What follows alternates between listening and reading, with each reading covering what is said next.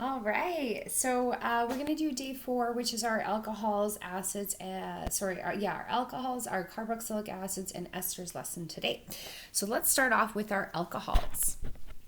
So right here, we have a alcohol, which is called ethanol. Now, the functional group that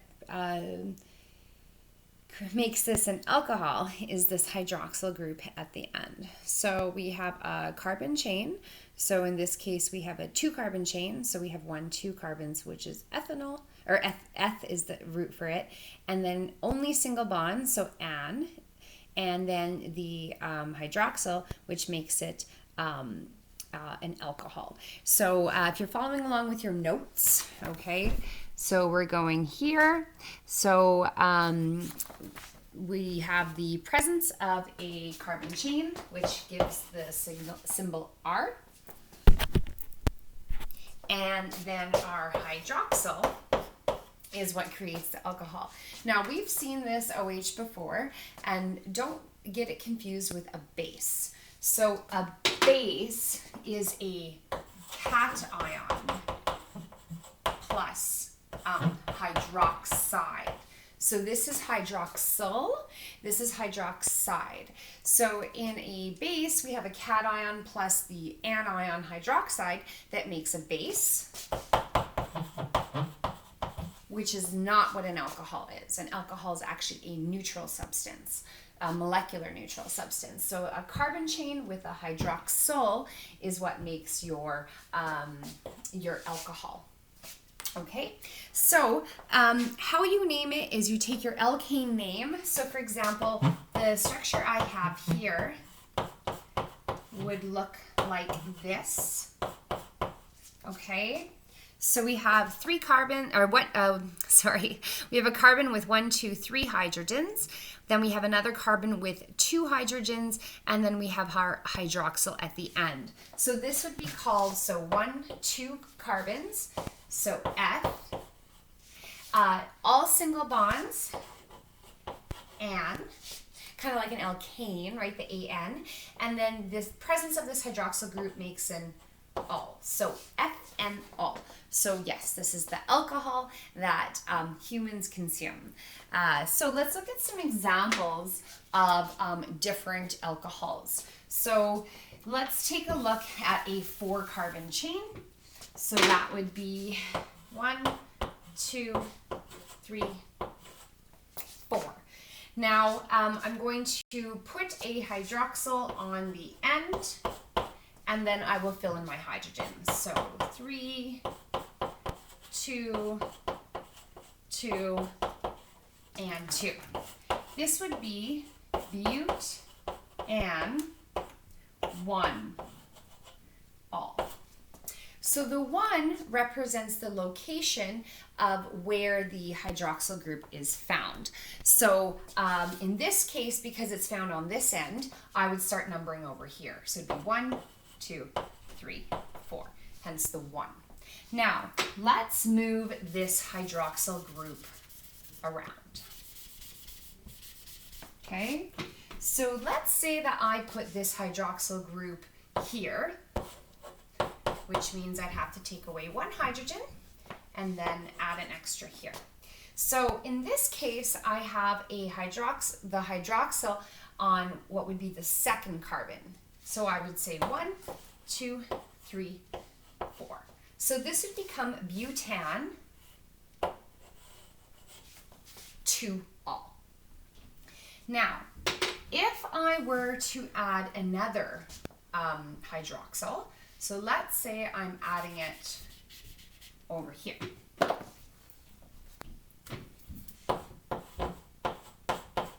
Okay, so now I have 2 hydroxyl groups. So I have a hydroxyl on the 2nd carbon and the 3rd carbon, which would make it butan 2, 3, and because I have 2 of them, diol. So again, a 4-carbon chain with single bonds only. On the 2nd and 3rd carbon, I have 2 hydroxyls coming out of the entire thing. Okay, and again, if you start to go on from there, if you have 3 hydroxyl groups, it would become a triol. Awesome. Okay, so looking at primary, secondary, and tertiary alcohols, basically it's talking about the location of it. So this isn't for naming, this is just to identify a primary, secondary, or tertiary alcohol. So with that, if the hydroxyl is attached to a carbon and the carbon only touches other carbons, that's going to be considered primary. So let's look at what that looks like. So I'm going to just draw the carbons in this case. So if I had a carbon with a carbon, and then the hydroxyl is here, this would be considered primary. So a secondary would be if the hydroxyl is attached to a carbon that's connected to 2 other carbons. So it would look like that. Now tertiary is a little more rare to get because the carbon has to be attached to 3 other carbons. So it would look like this. Okay, so 1, 2, 3 other carbons. And again, that is just the identification of our alcohols. Okay, let's move along to our carboxylic acids. So our carboxylic acids, all right, have your carbon chain, all right, and this is attached to a carbon that has a double bond to an oxygen with a hydroxyl at the end. So this is what our carboxylic acid would look like. So we have our carbon chain, and then we have our carbon double bonded to an oxygen, and then we have our hydroxyl group off of it. So this one has 2 carbons. So this one would be called ethanoic acid, which is the IUPAC name. The more common name for this is acetic acid, and the even more common name of this is vinegar. So this is what vinegar would look like if we were looking at its chemical structure. So again, our R group, and then our COOH would be bound to it. So the naming is very similar. We find our root of our parent chain. So if we take a look, we would have, let's look at pentanoic acids. We'd have 1, 2, 3, 4, and then on that 5th carbon, we would have the double bond to the oxygen and the hydroxyl group. So this would be called pent, okay, 5 carbons, and single bonds only, and then oic acid. All right, so again, lots of examples that we have in the PDF. This is just the basics of them. And again, every other rule applies in the terms of you find your chains, then you find your branches, and you find your functional groups. Always start numbering closest to the functional group. So even though, let's pretend I had a chain coming off of this carbon right here. Okay, so let's say I put a, let's just say I put a methyl here. Okay, so it looks like it's close to this end, right? It'd be 1, 2, and that's correct. But when we have a functional group, you always start numbering on the side of the functional group. So this would be carbon 1, 2, 3, 4, and 5. So this would be called 4-methyl pentanoic acid. So on the 4th carbon, there is a 1-carbon branch on a 5-carbon chain with single bonds, and it has a carboxylic acid on it. Okay, so that's our alcohols and carboxylic acids. Now what we're going to do is we're going to combine the two. Okay, so we are going to look at what's called an ester. So esters are your artificial flavors and your scents. Now, some history behind this is vanilla, right? We know that natural vanilla just has this beautiful, beautiful, wonderful, sweet taste. And then whenever we like try to taste the one that we get in the store, it doesn't taste the same as it smells. So vanillin is the chemical ester that's the main compound found in the vanilla bean. And for those of you that don't know, the vanilla bean actually comes from an orchid, which is a flower. So pretty neat with that. Also a reason why it can be so expensive. So when you look at the actual chemical composition of vanilla, like the whole encompassing part that comes from the bean, there are hundreds of different chemicals in it, okay? But vanillin is the primary ester or the primary chemical found in it that's responsible for the taste of vanilla. Now, if you were to take natural vanilla, again, you're getting all those hundreds and hundreds of different compounds, right? But it's expensive, right? It comes from this bean, it comes from a flower, so one flower has to make this bean. It takes a long time, and again, it can be quite expensive. So what they did in the lab is they synthetically made vanillin, okay? And what that means is that it's got most of the flavors of true vanilla, but it doesn't have all of them. So that's why it doesn't have the full taste of vanilla. Now this is how all your artificial flavors are made. And sometimes it's a combination of a couple of different esters. So for example, like if we're looking at apple flavoring, right, for a candy, they actually find the main compounds in an apple that make the flavor of apple the way it is. And they synthetically make those main ones in the lab and put it into the candy. So that's why it has that apple-like taste, but it's never going to taste like a true apple, because an apple has millions of, well, not millions, but hundreds of different chemicals in it, which is quite interesting, including small traces of arsenic, naturally occurring arsenic. There was actually a documentary on that. One of the TV show doctors was talking about the arsenic in apples and how, yes, it actually is just a naturally occurring amount that's very, very tiny. So very interesting to think about. Okay, so let's go back to our esters. So the chemical structure of an ester. So we're going to have our carbon chain. Now, what happens with an ester is you're going to take your carboxylic acid and your alcohol and put them together. So we actually have two different carbon chains. So we have to show that. So we're going to put R1 to represent one carbon chain. Okay. And then the ester is going to have this format. And then the other carbon chain from the alcohol is going to be over here. So we have R1, R2. So talking about two different carbon chains. Okay, so here's how it works. What you do for an ester is you take your carboxylic, or so let's start with our alcohol. Okay, let's start with our carboxylic acid. Okay, alrighty. So here's our carboxylic acid. Now, just for making naming easier, so we don't get confused, I am going to turn this one into just methanoic acid. So methanoic acid is actually the acid that's secreted when red ants bite you.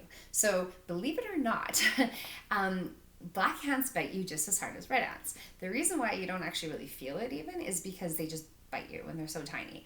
But a red ant actually secretes this methanoic acid into your skin and you feel it. That's why it stings so much.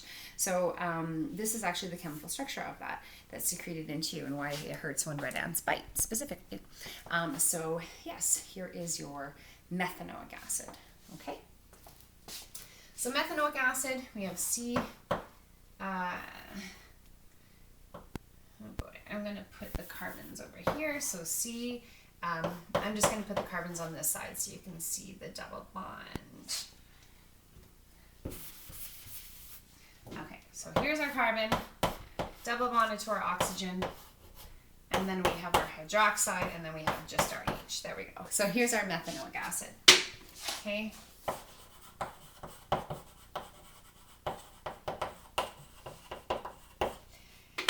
And then what we're going to do is we are going to take our ethanol. So we are going to have our ethanol, which I will put in a different color for you. So we have, I'm going to draw it backwards just so you can see how it combines. Okay, so CH2, CH3. All right, so here is our ethanol, sorry. All right.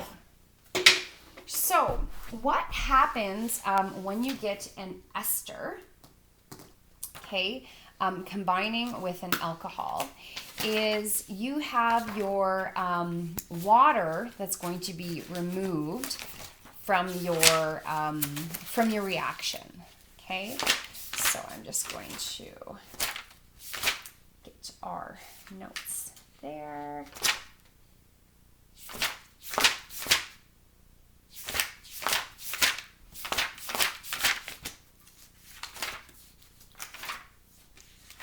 Sorry, just build it.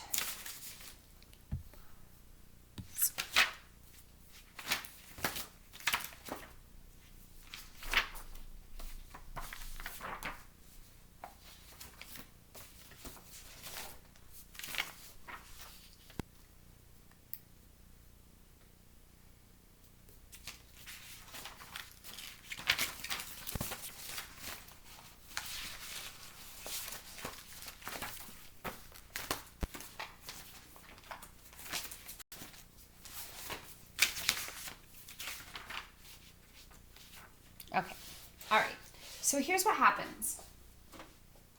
We take our hydroxyl from our carboxylic acid and our hydrogen from our alcohol. And what we do is we pull that out. So that's called a condensation reaction because you're removing a water. So let's line this up the right way. Here's your carboxylic acid. Here's your alcohol. So we take off our hydroxide from our carboxylic acid, okay? And it combines with just the hydrogen from our water. Sorry, I just need my little links here. All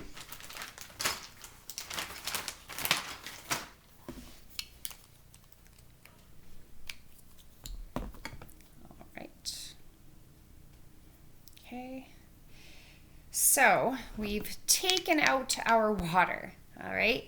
And then what happens is we put these together to make our ester. So this ester would be called ethyl methanoate. So I'm going to talk about the reason why. So our products of our ethanol with our methanoic acid is water and ethyl methanoate. So let's look at that. All right, so what happens is our structure now looks like this.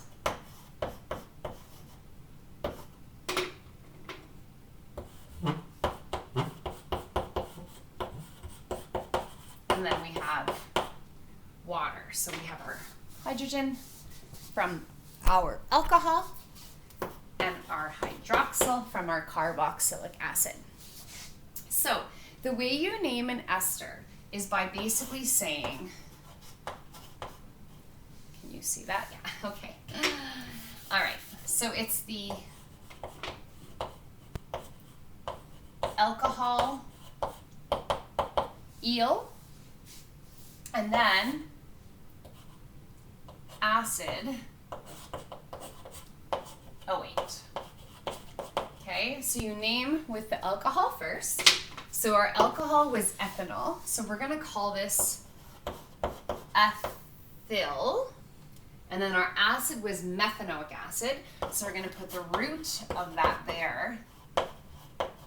Okay, so that it becomes ethyl, 1, 2, ethyl, meth, 1 carbon, and OH. So our ester is ethyl methanoate.